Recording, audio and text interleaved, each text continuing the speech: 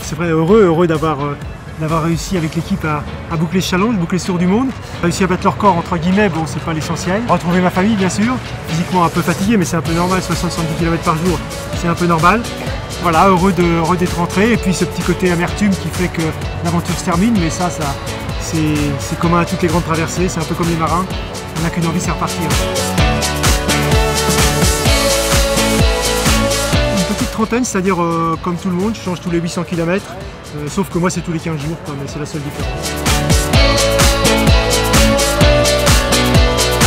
Finalement non, il n'y a pas eu de blessure particulière, d'abord parce que j'avais certainement les meilleures chaussures du monde, et puis aussi j'étais bien équipé.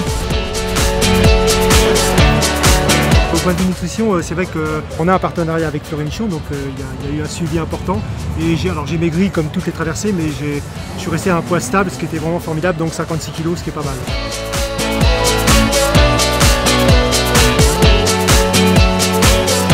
Bien sûr, même à 70 km par jour, on a le temps et heureusement de faire des rencontres, d'admirer le paysage.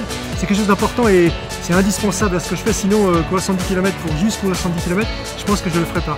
Moi j'ai besoin de cette notion de découverte, cette notion de rencontre. Alors je ne vous dis pas qu'on s'arrête toutes les 5 minutes pour aller voir les gens, mais il y a quelque chose qui se passe et j'ai besoin de ça pour moi. Je suis un humain et on a besoin de rencontrer d'autres humains. Et c'est la meilleure façon de faire le tour du monde, c'est de le faire à pied, parce que vous n'avez ni une proie, ni un danger, donc ça passe bien.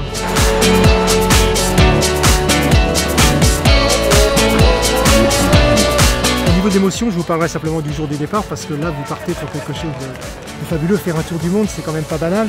L'anecdote, j'en ai une qui va faire sourire, c'est que il y a 3-4 jours j'étais vraiment très fatigué, je commençais à peiner, j'étais dans les Ardennes et il y a une petite dame qui m'a doublé et qui m'a tapé sur l'épaule en me disant allez courage monsieur, c'est pas du tout ce que je faisais quoi. Donc voilà, c'était assez marrant parce que ça m'a fait beaucoup sourire.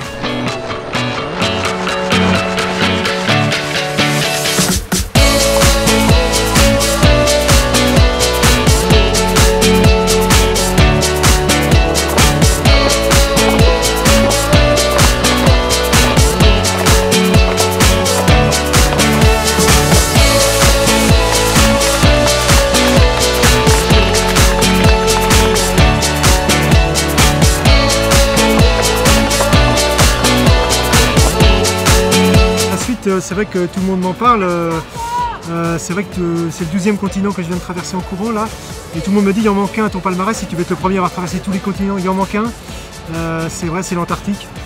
Alors oui, ça peut être une idée de prochain défi qui sera moins long.